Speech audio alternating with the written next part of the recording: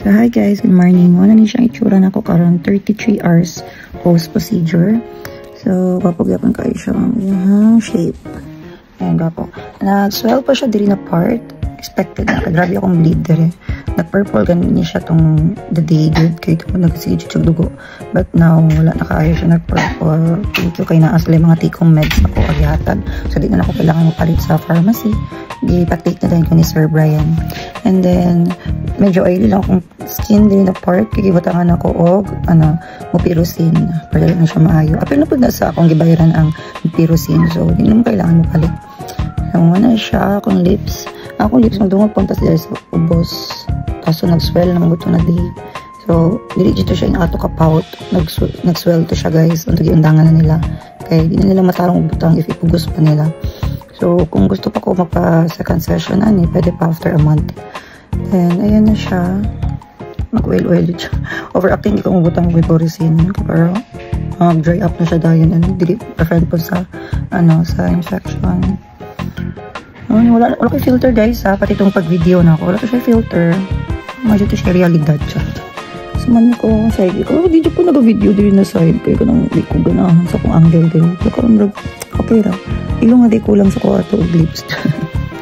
Diba? Then yesterday natulog ko incline. Karon incline. Naka-incline ako ang daanan guys.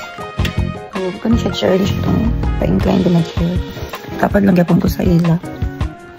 Then, ang aftercare lang is dili ka magkaon ng mga malangsa, chicken, or anything na kakasap ka na allergens. Egg, mga seafoods, ganun. Para nasa ko lips. Then, after 3 days, pwede na. Nasa nose, din sa kung nagkasituya o kayo, no expressions, kay tungod. Kasi magawas ng thread. Kung nga siya na ayo dahil, no, kapila ko ito, gisudlan. So, expect ako mga kuan pa ni months, panina ko na alagaan, dapat alagaan din siya. Nandiyan na sa aftercare. Maski yun sa kagwapo ang gawa sa imuha. Kung dili ka kabalo malaga sa aftercare niya, wala gihapon na. Maski yun sa ng procedure, maski sa kilay. Kung imuha ng dili naman alagahan, imuha mga ipagawa. Ikaw gihapon di na ma-blame sa naggawa sa imuha. Kaya mga din na responsibilidad, di ba? Like, ngayon na si Sir Brian, assistant, bawal ko magbungis-ngis, bawal ko magsikatawa.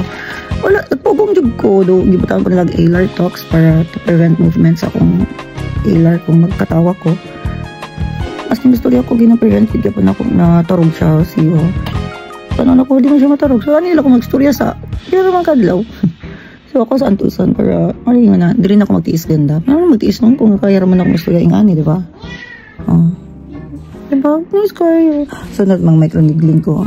I-live na ako or ako videohan. Ako mismo butang micronigling sa akong fest. Diba? Ang gopa ko. Bili na ako pa-picture diri. So, hindi ko nagpa-picture diri na akong angle na dito ni diri. Kapansin mo sa akong photos na diri per me. Walay diri. So, that's all. Thank you for watching. May pa ko pellets karon para malas na ang bag din na side. Bye!